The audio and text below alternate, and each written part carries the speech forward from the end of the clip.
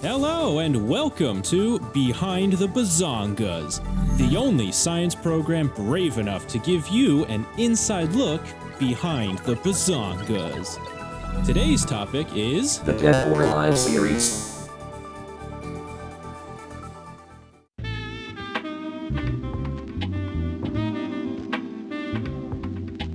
So I've been playing Ninja Gaiden 4 lately and it's been great. I'd even argue it's the best the series has been since Ninja Gaiden 2 released on the Xbox 360 back in 2008, even if the main cast was replaced by an emo anime boy and his generic, bland band of bandicoots. And the whole experience got me thinking, how's Team Ninja's other flagship franchise doing these days?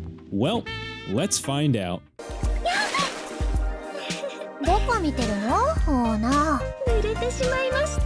What is going on here?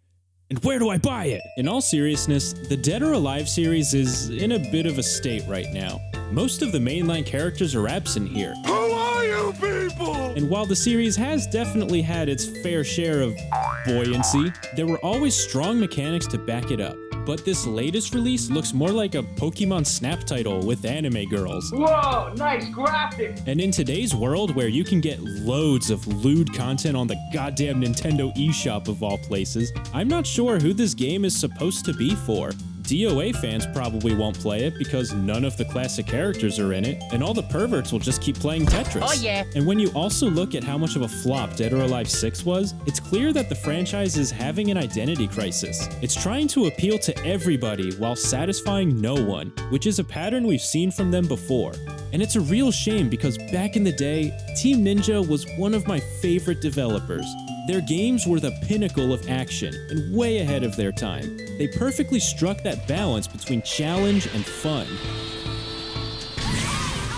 Except for this part, but we'll talk about Mrs. Blueberry Jello later. Now, I'm no fighting game expert by any means. I enjoy these games casually for the most part. But I think that's part of why I enjoyed the Dead or Alive series so much. While other titles became more esports focused, DOA has always been a fun video game first and foremost. If you want to toss your opponent into traffic or surf them down a set of stairs, you can do that. It's the sort of game you can just boot up and instantly have a great time with. We might not have many 3D fighters in today's market, but back in the day, there wasn't just one franchise in the genre, there were actually a few. Crazy, I know! But to truly understand DOA's legacy, we must go back to the primitive times. Back when scientists were first developing jiggle physics without modern tools. Back in the days of the and the PlayStation.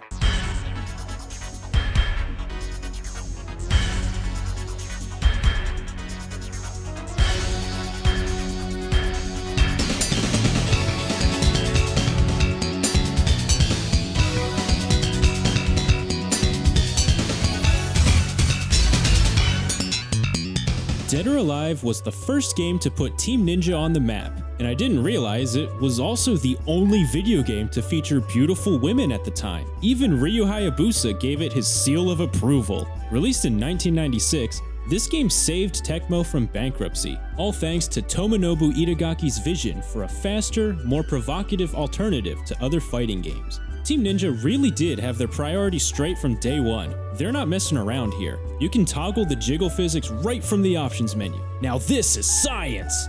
And man, these things are ridiculous. Even just crouching sets them off. They're so crazy that Tina literally smacks herself in the face whenever she runs. But polygons aside, how's the game feel? Well,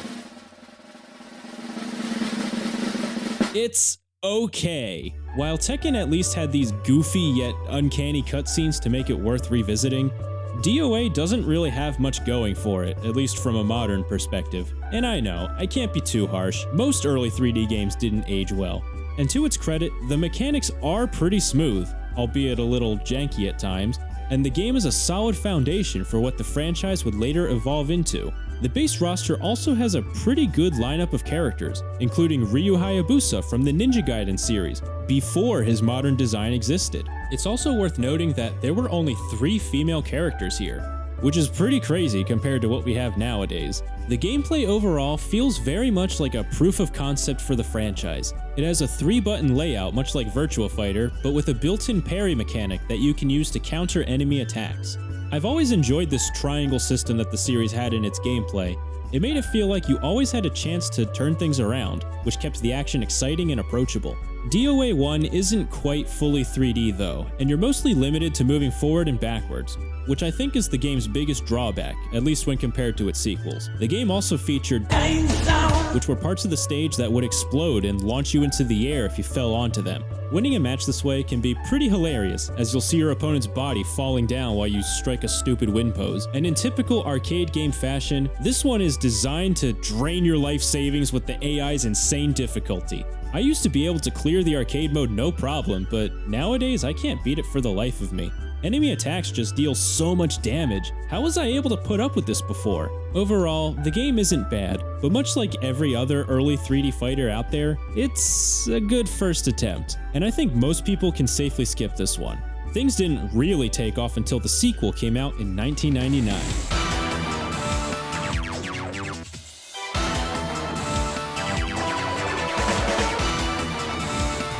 This game's aesthetic is so aggressively Y2K and I love it. The art direction, the music, it's like putting on a warm blanket and forgetting all the existential dread I now feel as an adult. And for a game as old as this one, it's super impressive. This is a proper 3D fighter, and a massive improvement over the original. Good vibration. The danger zones are even crazier than they were before, with background objects that explode for seemingly no reason, and the game also introduced stage transitions, which are absolutely ridiculous.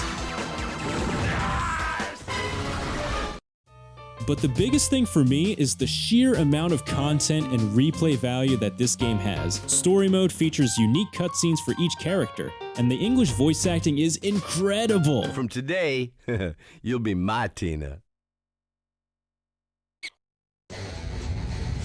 Did you say Tina? What I won't give my Tina to anybody! Get ready, There's also the now iconic tag battle mode, which is a ton of fun, and there's also survival mode and a bunch of unlockable costumes to make repeated playthroughs worth it. This game is genuinely fun, and I'd say it still holds up to this day. Look at my iron fist! And even better, there's a 2004 remaster called Dead or Alive 2 Ultimate. This released for the original Xbox. right around the same time as the Ninja Gaiden reboot, which means Ryu now has his iconic rubber sex suit. Good vibration.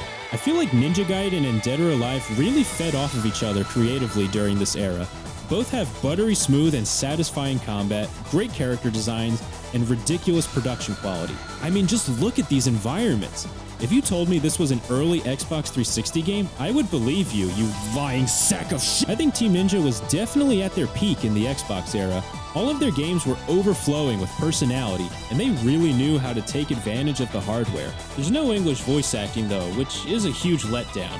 But even so, over 2 decades later, I still find myself coming back to this game, and it's a real highlight for the series. Another fan favorite is DOA 3, and it's a solid entry, though I feel like it often gets overshadowed by 2 Ultimate nowadays. This was a launch title for the original Xbox, and the US box art really doesn't do it any justice. As a graphic design expert myself, I gotta say that this is interesting. You'll notice Jan Lee's hand is cleverly cropped out to show only 3 fingers, because it's the 3rd game, fair enough. But why is Hitomi just lurking mysteriously in the background? Is Jan Lee being possessive and telling us to stop looking at her? The world may never know. The in-game graphics, however, are much more impressive. This looks insane for something that came out in 2001, especially when compared to other titles of the time. The environments also really pop visually, and many of these stages will later return in DOA 5. Story mode now features unlockable character endings too, and the final boss is also total bullshit in this one. The camera angle is changed, which makes the controls suddenly feel unintuitive and awkward, but I'd still argue he isn't the most annoying boss in the series, and the game is definitely worth giving a try. Although if I had to pick one original Xbox game to play, it would have to be Dead or Alive Xtreme Beach Volleyball. Wait, what? Oh no, how did that get in there? This is the first major spin-off title for the series, where the developers decided to completely do away with the action and focus on what really matters: gambling. So I got myself a used copy of this game, and for some reason, it had this really pungent smell to it.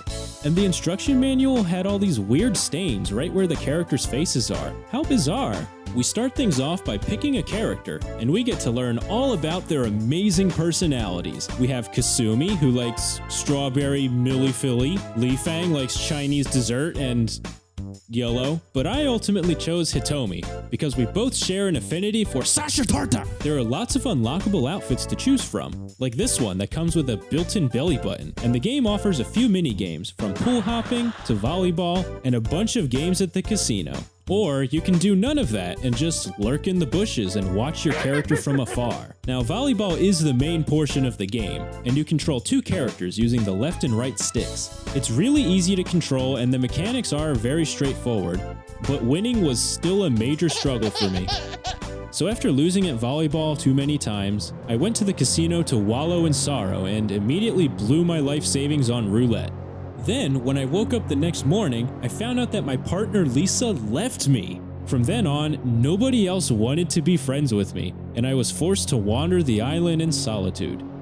And then, when I returned to my hotel later that evening, Zach gifted me a fucking gun. What the hell kind of a game is this? After that, I decided to restart the game and play as Tina instead, where I proceeded to win big at the casino and annihilate everyone who's ever wronged me in volleyball.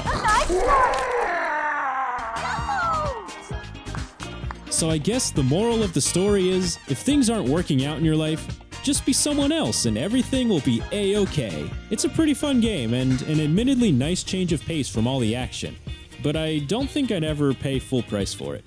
The game would eventually get a sequel for the Xtreme 360, which, aside from a graphical upgrade and a few added mini-games, is essentially the same experience. They even use the same song in the intro for both games. Dead or Alive 4 also launched on the same console and is noticeably more difficult than the other entries. But oddly enough, I enjoyed this one more than the rest. It has the same brutal energy that Ninja Gaiden is known for, where you really need to understand the mechanics or the game will just decimate you. It's right in that sweet spot where losing makes you want to try just one more time. Out of all the games in the series, this was the one I found myself sinking the most time into for this video. The only time it really stopped being fun was when dealing with the final boss, Mrs. Blueberry Jello. Battling her feels like trying to get people to like me in the stupid volleyball game, and it brought back all my PTSD. But aside from that, the gameplay in general is fantastic. Stage transitions are the craziest they've ever been, and I think this one also has the most interesting character endings in the series. You've also got stage hazards like cars and animals, which would be a total nightmare for modern competitive balance, but as a video game, I love how unhinged it is. There's also an unlockable stage from Halo 2 and a playable Spartan. Now this is peak Xbox energy. After DOA 4 and Xtreme 2 released, Ninja Gaiden 2 would arrive in 2008 and become what is easily one of the best action games ever made. But this would also be the last game that Itagaki worked on at Team Ninja. We wouldn't see another new mainline entry in either franchise until 2012. Ninja Gaiden 3 came out first and became infamously hated for removing core features in an attempt to streamline the game and appeal to a wider audience. But Dead or Alive 5, on the other hand, managed to be pretty great. It was everything you'd expect from a new entry. It featured the largest roster to date, including a bunch of guest characters from Virtua Fighter, Ninja Gaiden, and other games, as well as a mountain of modes and unlockable content. It also marked the series' return to PlayStation, and Team Ninja clearly took a look over at Capcom and said, hey, we can nickel and dime our fans too. So they released multiple versions of the game, and I bought all of them because I'm a stupid corporate slave. The graphics were also completely overhauled, and they went for a more gritty, realistic tone, with characters getting sweaty and dirty and clothes getting damaged during combat. It also introduced more ways to customize your character, with hairstyles and glasses and accessories, which would all return in DOA 6 in the most evil, diabolical way possible. This is where Team Ninja discovered microtransactions, and this game has an insane amount of DLC. The combat was similar but added new special attacks, which were a welcome addition that modernized the formula. But this new direction also meant the developers tried to make the story mode more serious this time around, and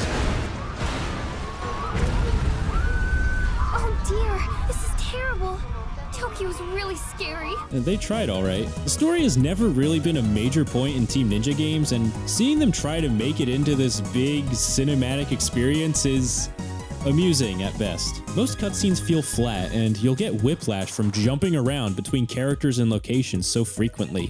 I will say it is a good way to familiarize yourself with the entire cast, but you'll never touch it again after clearing it once. But overall, the rest of the game is still definitely worth picking up now, especially since it's available on most modern platforms. Things were looking pretty good for the series at this point. And then they shat out this thing. Where do I even begin with this one? To be fair, it honestly doesn't play bad. The core fighting is still fun, and the gameplay changes were fine. The real problem was everything surrounding it. Team Ninja was so desperate to shed the old buoyant reputation in favor of pandering to the esports crowd that they just ripped the soul right out of the game. They toned down the sexuality, which I personally didn't care about too much. In fact, I'd say some of the revamped character designs were pretty awesome actually. No, the real issue was the severe lack of content at launch and predatory microtransactions. The game doesn't even have a tag battle mode, which has been in every title since 1999, and all the costumes now had to be unlocked in pieces through RNG. And then there was the great hair color controversy. So if you wanted to change your character's hair color, you had to pay real money via the game's premium ticket system to change it. If you then changed your mind and decided to revert back to the original color, you would have to pay again. The company faced so much backlash over this, and it became a major reason for why they stopped supporting the game just 1 year after launch, which really sucks. Because a few updates and some additional content, or even an Ultimate Arcade EX Plus Alpha Edition, might have been able to turn things around. And this grimy attitude towards their own legacy leads us directly into our final game, Dead or Alive Xtreme Venus Vacation. And I have to admit, I was genuinely surprised by this one, because as it turns out, it isn't a video game. It's a free-to-play gacha title where you play as the owner of an island, which means you don't actually get to play the game, you watch it. Remember the volleyball mechanics and minigames from the previous entries? Well, now you get to experience the thrill of watching the game play volleyball by itself. And when you get tired of that, you can spice things up by navigating the messy UI and engaging with loads of gacha mechanics to get more outfits for your character. The whole thing really just feels like a shitty mobile game where you're constantly bombarded with pop-ups and information because the devs assume you're stupid and have never seen a video game before. Now there is also a newer entry called Venus Vacation Prism that was released earlier this year. This one removes most of the cast and takes things in a more visual novel / dating sim direction. And hey, if this sort of thing makes you happy, hey, more power to you. But I have to admit, I'm pretty disappointed to see that this is the only form the series continues to live on in. We went from the most fast-paced 3D fighter on the market to a softcore romance novel. Dating is not a martial art! And people might argue that Dead or Alive has always been about the buoyancy, so why should I complain? Because Dead or Alive is a fighting game. The volleyball spin-offs were just a vacation. It's right there in the title. They were never designed to replace the core experience. Sure, the art direction is provocative, but there were always engaging mechanics beneath the ridiculousness to make it worth playing. Itagaki understood that there needed to be a balance between style and substance. But I feel like these modern releases go directly against that philosophy. And considering that this is the series that put the company on the map in the first place, it really feels like they've just given up on it. And that's a real shame. The departure of Itagaki marked a fundamental shift in philosophy at Team Ninja. The focus moved away from how satisfying their flagship titles feel to control and moved towards a model of desperation. They spent the next decade trying to satisfy the critics and engaged in some truly greedy business practices along the way. We see this a lot with huge AAA developers nowadays, and I think it's a big reason for why so many people are now gravitating towards simpler, more straightforward experiences, where the focus is on being a video game, not a marketplace or a checklist of repetitive busy work designed in a boardroom. Sometimes I just want a game that's fast, fun, and stupid in the best way. And considering how Ninja Gaiden managed to make such an amazing comeback recently, now would be the perfect time to revive their other major series. If Dead or Alive ever gets a 7th game, I truly hope they cut all the nonsense and go back to basics. Make it engaging, make it content rich, and above all else, make it a damn fun video game. And with that, thank you all for watching. What's your favorite game in the series? Do you prefer the classic fighters or the volleyball spin-offs? Let me know in the comments. And if you enjoyed this look behind the bazongas, be sure to like and subscribe for more, and I will see you in the next one. Later.